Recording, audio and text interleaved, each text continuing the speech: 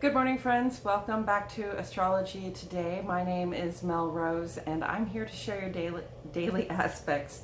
Today on the page, we have a lot of good news coming in around Venus, our ability to receive the attention and affection, the gifts and compensation that we like.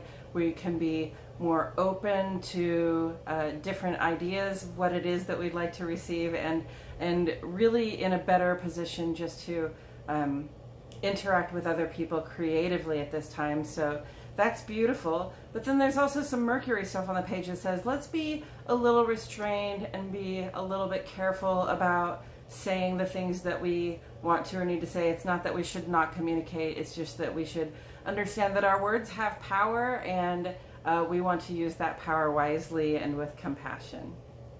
Okay, and with all of that said, let's get into these aspects. Today is Tuesday, August 2, 2022. Happy Midsummer, friends. Blessed Lunasa.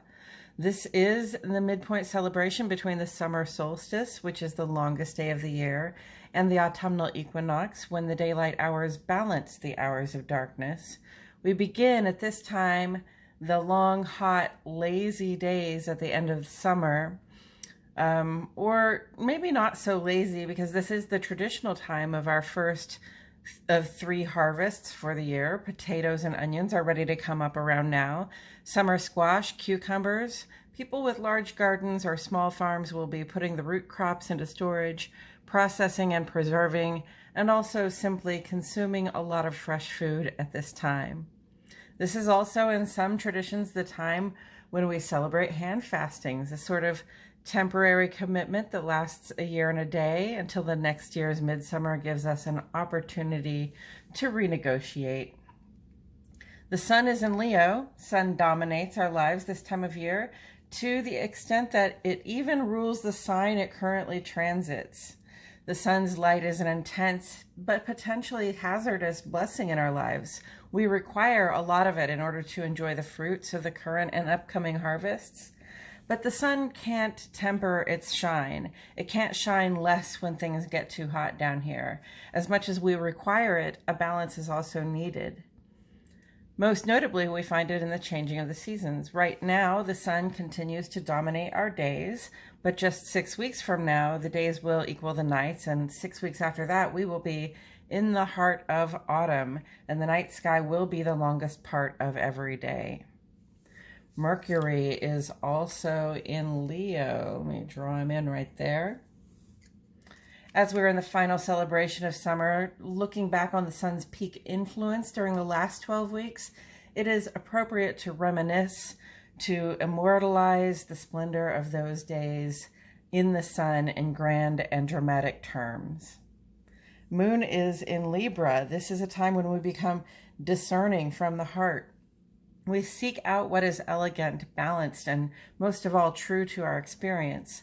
The waxing crescent moon is a time when we dream up intentions, and from the intentions set goals, and from the goals make plans. It's a time when things begin from the heart and mind, which is appropriate for cardinal air Libra. The plans we make now will be elegant and true to our intentions. Fixed fire and cardinal air. Air feeds fire, friends. Beware gust-ups, as Libra tends to start things that Leo wants to carry through. We'll start on the sun side of the page today, where we explore our experience and self-expression in the outer life at 7:25 this morning. I'm going to get a different pen. 7:25 this morning. Central Standard Time, friends. Venus goes sextile to Uranus, and this will be with us through August 6th. Taurus, Libra, and Aquarius vibes. This aspect can help us to perceive new and exciting ways of getting what we need and desire. Venus is about romance and finance, so this applies to attention, affection, gifts, and compensation. It's a very positive vibe. If we can remain open, we can really see improvement in our current situation thanks to that sextile aspect there. At 8:24 this morning, Mercury goes quincunx to Pluto, and this will be with us through August 3rd. Gemini, Virgo, and Scorpio. We want to be careful at this time about how deeply we engage in conflict with ourselves and others, especially the language we use can have a very powerful effect right now. I think it will be kind and careful to check our intentions and speak as sincerely as we can with compassion when we must. And then at 7:12 p.m., Sun goes sextile to Moon, Leo, and Cancer. This aspect indicates the quarter lit moon at this time and also indicates a cooperative vibration of the feeling and expressed lives. This puts us in a good position to design the path forward, which we will begin to walk in a few days with the first quarter moon. And then at 9 p.m. tonight, Venus goes sextile to Mars through August 13, Aries, Taurus, Libra, and Scorpio. This aspect adds a potent combination of attractiveness and courage to our lives. It's a very good vibe for our intimate relations. Sex and romance work together at this time to help us build stronger connections to our romantic partners. We may be able to get something romantic and or sexual started at this time, and we can also cooperate in other creative ways with people who share our interests. We have a little bit of action on the moon side of the page today. This is where we explore the inner life, how it feels to be us and who we are and how we show up at home and among the people we keep close. At 3:27 this afternoon, Moon goes opposite to Jupiter, Cancer, Sagittarius, and Pisces. Feel your growth. Share yourself generously in good company. Practice self-control and try to avoid being overbearing or giving anyone too much of your attention. In the ongoing column, we have a lot of stuff going on, and so I've gone ahead and made an extra page for it. North Node here is conjunct to Uranus, and this is through August 15. And Mars is conjunct to Uranus here through August 4. So they're all basically conjunct to one another at this time. This is North Node, this sort of true north trajectory that is a sort of a cultural direction that we're going in right now. And being in Taurus, it's about in the direction of wanting to have reliable material resources so that we feel supported. Uranus is conjunct. That means they're overlapping right in the sky. It's also in Taurus. And Uranus has been in Taurus for a few years now, kind of messing around with our ability to get the stuff that we need and desire, right? So that we can feel supported. And now Mars is conjunct to Uranus in Taurus. And Mars really says, you know, Mars's entry into the situation identifies a desire to break free from any circumstances that feel restrictive. We don't wish to be limited. We seek change, okay? This can add to the frustration if the resources you seek can only be gotten through certain strict channels. On the other hand, we are empowered at this time to step outside our regular channels and pursue the things we need in more unconventional ways. Pluto over here is retrograde through October 8. Pluto is a ruler of Scorpio. Pluto's retrograde is bringing us each and all through some deep and fundamental changes. On the subconscious level, our being is shifting. So if you feel restless, tired, conflicted, or a vague sense of disconnection, remember to take it easy on yourself. You're doing a lot on the inside. Saturn continues retrograde through October 22 here, and Mercury is opposite to Saturn through the 4th. So a couple more days for that one. Saturn's retrograde in Aquarius asks us to give due consideration to our participation in the support of community and to recommit ourselves to being a reliable source of strength for the collective. Mercury's opposition here can make it hard for us to find or express the inspiration that comes from community involvement. Saturn has a limiting effect on our imagination here and our ability to plan and communicate in the community. Sure. Jupiter is retrograde through 11/23, November 23. And Sun is currently trine to Jupiter through the 8th.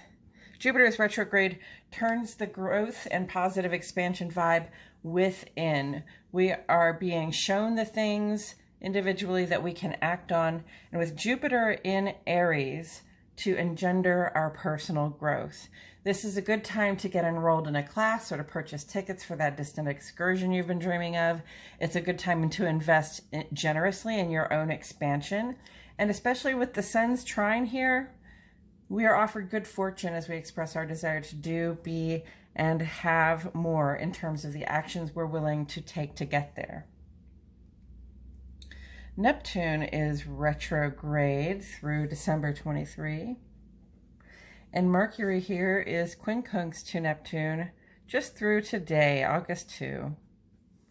Emotions can run high when what we perceive is not what we would like to believe.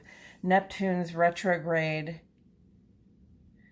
in its home sign of Pisces, isn't allowing much fog to collect around the truths from which we might otherwise seek to protect ourselves. Sometimes the truth provokes a strong reaction. Remember to stay grounded, friends. Chiron is retrograde also through December 27. And Venus is currently square to Chiron, and this is through the 6th of August. So Chiron is granting us an opportunity now to check out the healing we've done around embarrassing or hurtful experiences we had in the past, so that when